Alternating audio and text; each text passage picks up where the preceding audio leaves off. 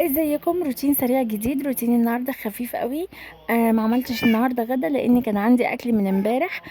طبيخ او الخضار مش احسن حاجه في الحر، بس احسن حاجه في ان هو بيقعد يعني يومين. بنرتاح بقى تاني يوم من وقفة المطبخ وكده. اكيد بندخل المطبخ بس بيبقى الشغل خفيف. زي ما شايفين كده بقى، بعد الفطار كان عندي مواعين كتير قوي في الحوض، دخلت بقى وغسلت المواعين كلها قبل ما النور يقطع. بعد كده بقى سبتهم شوية وبعدين دخلت تاني علشان افضي الصفاية وارجع كل المواعين مكانها. المصفى دي بقى اللي هي بتاعت المواعين او الصفاية بتاعت المواعين دي كانت متوسخة قوي، بقى لها كام يوم ما اتغسلتش، ودي لازم تتغسل يعني ممكن يعني يوم ويوم بالكتير قوي. مسكتها بقى كده زي ما شايفين، حطيت شوية كلور في البانيو بتاع الصابون المواعين. كلور بينضف طبعا وبيعقم، وعلشان لو فيها اي ريحه وحشه من الميه بقى بتاعه المواعين وكده تنضف وتبقى ريحتها كويسه. مسكت بقى هنا كده بالليفه بتاعه التنظيف، مسكت كده غسلتها كويس قوي. هما طبعا جزئين.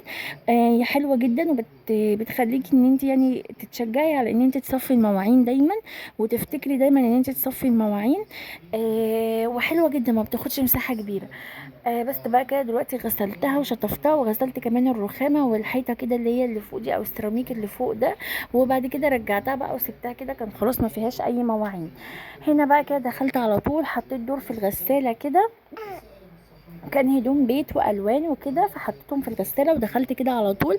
وانا بشغل الموتور من الحمام علشان الغساله تشتغل على طول بالمره.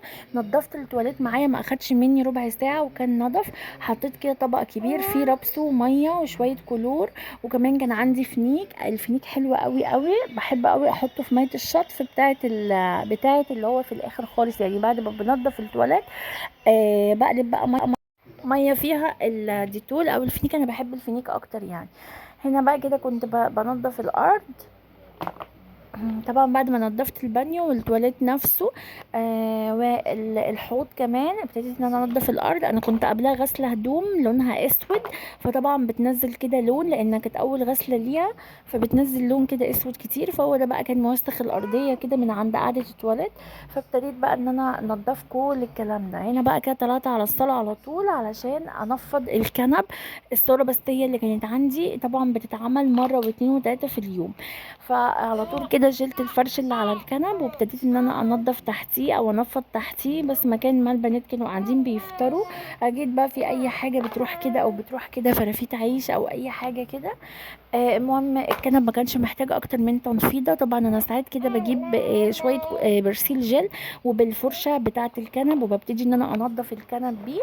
هنا بقى ده كده خلاص خلصت الكنبه التانية كان عليها العاب، فشلتها الاول وبعد كده بقى شلت الفرشه. نفضت الاول الفرشه نفسها، وبعد كده اهو شلتها ونفضت الكنبه كمان.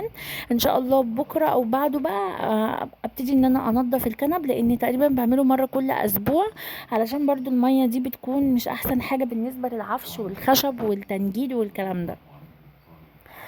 برضو مش بكتر يعني في المية، مية بسيطة، وبحاول ان انا اسيب الكنب يتهوى، محدش يقعد عليه ولا احط فرشة عليه، وابقى مشغلة مروحة كده واتنين يعني يبقوا ايه عاملين هوا جامد على الكنب علشان اتأكد انه نشف كويس. هنا بقى شلت الحافظة وابتديت ان انا اكنس الارض. احب قوي اكنس كده بالمكنسه اللي هي يا اما المكنسه الكهرباء، يا اما المكنسه اللي هي بتاعت الجاروف دي كده، علشان